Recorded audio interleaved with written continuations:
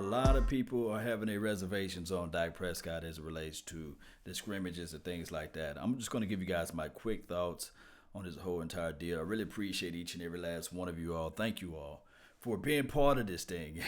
It's a journey within a journey, because this off season is a long process. And then on top of that, if you really look into the details of everything, he got a long way to go. And my thoughts on Dak Prescott is that he's trying new things.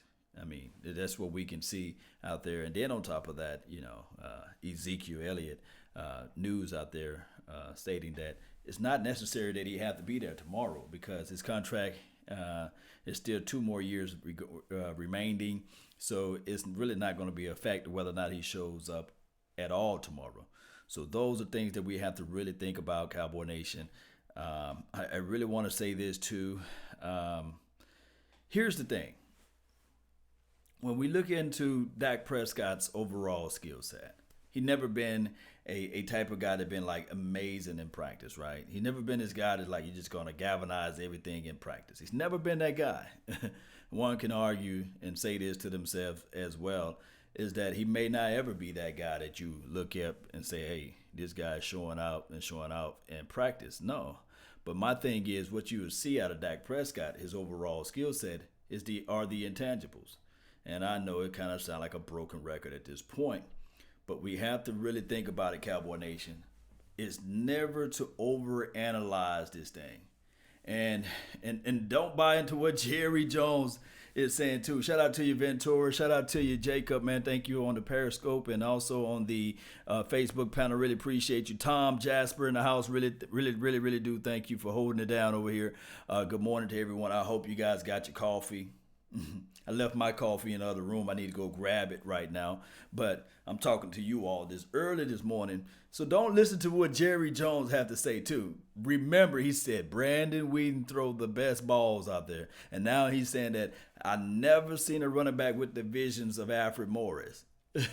Jerry Jones is a salesman first. He's a sales guy. So don't buy into that. But what I can tell you guys to buy into this right here, Dak Prescott is a winner. Do you have any proof on that, Law? Yes. There's only one other quarterback that got more wins than him, and his name is Tommy Brady. He plays for the New England Patriots, for crying out loud. And if you add in this right here, shout out to Tom Brady. He just got him an extra pay bump, right? And his money. What, he got up to $23 million now? $8 million more than what he had. So it's crazy, right? And I know a lot of people saying, Dak, hey, you should take that discount because he can't hit water if he fell off a boat. But I can tell you with my natural eyes, I was able to see out there the chemistry developing, especially with the kid number 81, the kid number 11. And then all through practice and things like that in training camp, me and my guy, my brother from another mother, we was looking at it like this. And I'm talking about Shango. Shout out to Shango. You guys go follow his page as well. Yeah, Ronnie B. Yes, you're listening to nothing but the best. We were saying this about Reggie. We love Reggie. We love Reggie. But we wanted to know if he can get that hit action. We want to know if he's going to fold up like a lawn chair. And he got hit the other day, and that ball went bouncing like a basketball. And I was sitting there saying to myself, oh, okay. But we'll see. Remember, the scrimmage is still vanilla. My biggest concerns, and I did a video on this earlier this year, was the kicker. And we was missing kicks. Now, I'm not saying you buy into all of this, but the small things that you should be able to see, like making kicks, for crying out loud, you should be able to see that. And then being able to get those hits. But I can say this, and a lot of people are saying to themselves, oh man, without Ezekiel Elliott, we're trash. We're going to be 6-10. I think somebody put that down, or we're going to be 1-15. And this team is too talented for that, because you can't look at this defense and say that. You can't look at this defense. This defense, you can barely move the ball down the field. I don't care if you had Joe Montana out there. This defense is flying out to the ball, Cowboys Nation. We are. Shout out to you, Rodney Ellis, and shout out to you, C. Nix in the house. What's good? Yeah, Natasha, what's going on? Came from Mark Holmes' channel. Natasha, appreciate you. Thank you for tuning in. Lalo Cruz. My God. May God bless you all from Lardito, Texas. You know, Lardito, I think that's how you say it. Jay, people don't overreact when Drew Brees threw 4 picks in practice. Yes. See, Jay speaking a lot of facts out here. Jay Farm. Hey, Drew Brees throw 4 or 5 interceptions in one day. Everybody's saying, okay, that was a great day by the defense. Defense is playing well. Dak Prescott throw 4 or 5 interceptions in the practice. They ready to reverse crucifix him. They ready to put him upside down on the cross. They ready to throw him out there in the wilderness and say, hey, don't ever. They ready to put him on an island like Alcatraz and say, hey, you belong there. You don't belong in that silver and blue. My thing is you like to tinker. You like to try out new things in practice.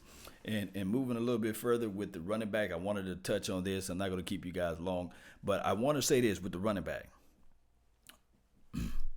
If Tony Pollard can give you those marginal of returns, what he was doing the other day in blue and white scrimmage, or if Tony Pollard can just be a legitimate running back out there as it relates to when it's time for the real deal to come about.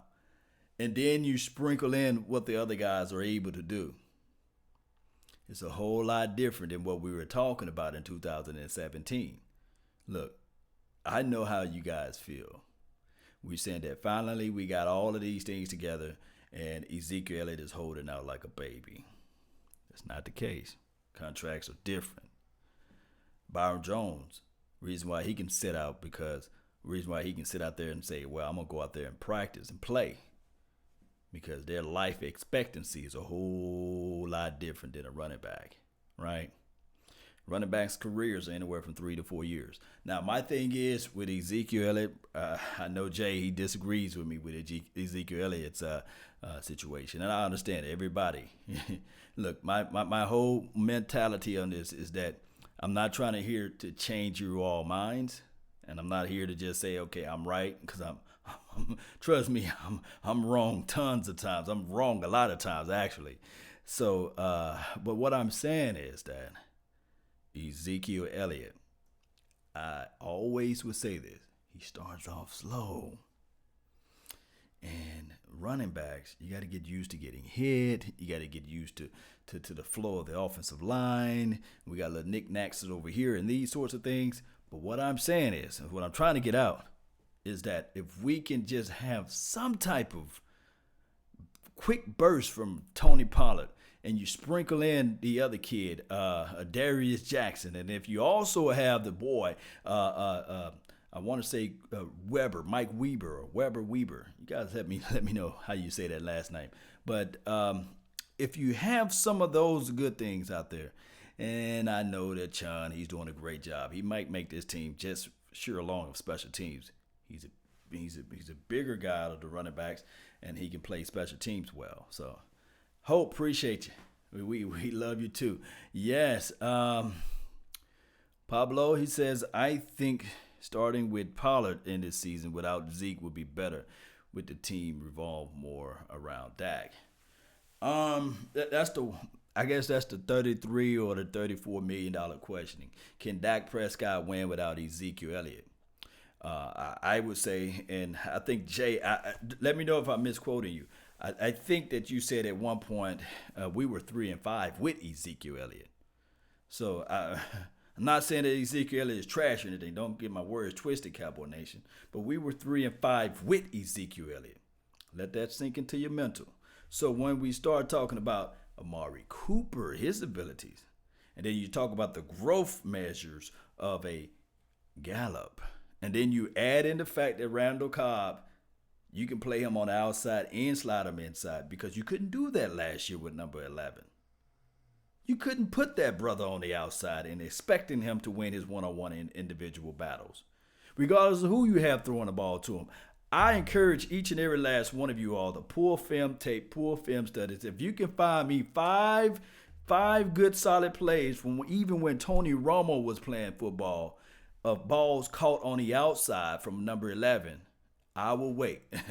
I will eat the biggest bag of crow. But I guarantee you will not find 5 video footages of number 11 Cole Beasley, and I'm not going to say Measley Beasley because he's not that. I love Cole Beasley asset to this team. But my thing is, when you start talking about the ability to play on the outside and you can slide into the inside, that speaks volumes, Cowboy Nation. And Randall Cobb, you can do that. And then the other guy, John Vay Johnson, you can do that. You see what I'm saying? You see where I'm going, Cowboy Nation? Even the other number 11 now, Reggie Davis, he can do that. Derek Savage says Jordan Chon looks like an option as well. Yeah, I agree. These options at running backs, just like we talked about the options with the actual receivers, makes it difficult for Alfred Morris. Now, trust me, I like Alfred Morris' vision like Jerry Jones says, but my thing is he's still a one-cut runner, and he does not scare a soul out there when they motion him out to the backfield and saying, okay, we're going to motion him out wide. I'll say, okay, if I'm a DB, I say, oh, yeah, pass him the ball because I'm going to jump that. Let me see. Can we win a Super Bowl? According to Gil Brandt said, hey, this is a Super Bowl caliber team. Calvin Williams. Thank you for the donation. Let's see what the AI says. Do you think Zeke will be back before the deadline? My thing is, since it's not officially a deadline for him, I don't think, and I thank you so much, man, for help supporting this channel, man. I just don't think he will be back. Let me see. Okay, Google, what is the latest news on Ezekiel Elliott? Here's the latest. Dallas Cowboys running back Ezekiel Elliott is holding out from training camp amid contract negotiations. I sent 3 articles to your phone. Do you want to hear the first one? Yes. Okay, this is the latest from The Ringer. Saquon Barkley shouldn't be an automatic number 1 pick in fantasy football, The Ringer. The Giants' running back is widely considered this year's consensus top fantasy choice, but with options like Alvin Kamara, Ezekiel Elliott, and Christian McCaffrey on the board, and New York's offense holding him back, he may not be the lock people think. Would you like to hear the next article? No. Thank you. I'm here to help. All right, so as the wonderful lady was talking about Ezekiel Elliott, they were talking about please, do not put him on your fantasy team at this point. And of course, Saquon Barkley and everybody love him as well. So D. Parker for the donation to help grow this thing. Let's see what. With millions invested in the OL, who needs Zeke? The OL made Zeke. Trade him for picks. Yeah. He says with the millions invested in the offensive line. And that was a good question. That's a good thing to bring up. My thing is with this offensive line is that we can't get back to 2016. We can't get to 2015. That's when our offensive line was healthy. Now we've been having knickknacks and breaks and bones, bend bruises and backs going out and things like that. Zach Martin, although, the MRI came back smooth, but those who are over 30 or those who are over 25, I can say, when you hurt that back a little bit and you try to roll out of the bed, it takes a little minute. Shout out to you, Timothy, on the Facebook panel, man. Really appreciate you, man. I don't know how Corey. I don't know how James Harden doing, but he better do something. He better step it up this year. Victor Gonzalez, stop disrespecting Zeke, you fools. You want a chip? We need Zeke. And this is the thing. Those convinced against their will is of the same opinion still. I believe that everyone have a right to an opinion. And everyone has a right to their own, respective views of things. My thing is, do you need Ezekiel Elliott to win a Super Bowl? My thing is, you don't count your eggs before they hatch. You need Ezekiel Elliott for one. Stay out of off-field issues. Number 2, to bring his big head, big butt back out here and be out here in practice and training camp and things like that. Because from my understanding, there is a contract out there with his name on it. He just hasn't signed it yet. Number 3, you need to have the coaching philosophy who knows how to utilize Ezekiel Elliott. And then on top of that, you got to win the games to get to the playoff and then win the playoff to get to the Super Bowl. So before we start talking about Super Bowl talk, we need Ezekiel Elliott to be out there on the field. That's just the reality of it. The second thing would be, when I'm going back to the second thing would be with this right here. In order, it's like a conundrum. In order for the Cowboys to win the Super Bowl, they need to not have Ezekiel Elliott be the end all be all. This may be a blessing in disguise. Starting a Tony Pollard out there, starting the hungry young running back Mike Weber out there, putting a Darius Jackson out there, so then he can realize and say, you know what? Football is an ultimate team sport. In order for us to win, I just got to eat some of the crow and get out there and win, play football. That's what it's about. None of these guys that I'm mentioning right now, and I'm going to say again, none of these guys mentioning right now should be hungry for money like that. Ezekiel Elliott got his money. You got a quarterback that's right now making $680,000. So how could that relate to what Ezekiel Elliott been getting paid for the first 2 to 3 years? So we just need to all come together as a team, because the team concept, as you look over there in New England Patriots land, you can understand that, hey, I'm going to take the pay cut. I'm going to do what's best for the team in order for me to win. Oh, why you want to take the pay cut? Because I want valuable players around me. He didn't say I want worthy players around me. I want valuable players around me. Shout out to you, Nene. Really appreciate you. Thank you. Thank you, Sid. Appreciate the training camp coverage. Jay Form, the Eagles were smart. They built offensive line without overpaying for them. Howie Roseman is a great GM. Howie Roseman, he's great. I'm not even gonna put good in his sentence. I'm gonna put great, because anytime you turn that thing around from what Chip Kelly was able to do, OMG. But I will say this: Will McClay is just as equal to Howie. It's just that Will McClay got to battle against Jerry Jones. You see what I'm saying? And Howie, he don't have to worry about that. But we saw how he was handcuffed when he had Chip Kelly. So we still have our quote-unquote Chip Kelly, which is Jerry Jones.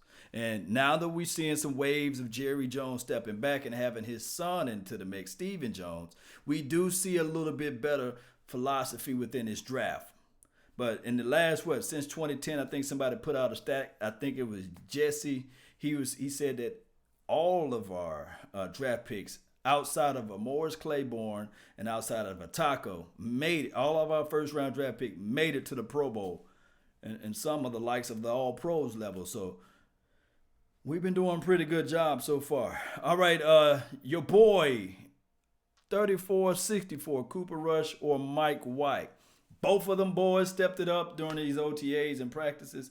I would like to see, I guess we got 5 more days, what they're going to do against the San Francisco 49ers. It's still going to be vanilla, but I want to see some ball going vertically down the field, and we'll see whether or not those guys can step it up. All right, that's almost my time. Yes, that's my time, guys. Time has expired, but I got to run. I really appreciate each and every last one of you all. Don't forget, after this video been released or posted, you can post your comments down below. I'm going to try to read most of those, and we'll get back to the Q&A during those conversations after this video been posted. I really appreciate you guys. Don't forget to hit that like button. You guys know how this goes. Prize fighter, even when he's down. He's falling out. He's getting beat down to the ground like the Creed. He still swings. He still lift his head. He still shed his shoulders, right? He still look into the opposition's eyes and say, hey, I'm not folding up. I'm going to continue to fight. That's what we got to do, Cowboy Nation. We got to continue to fight. We got to still be grinded and just be in this thing, Cowboy Nation. That's been my time. I really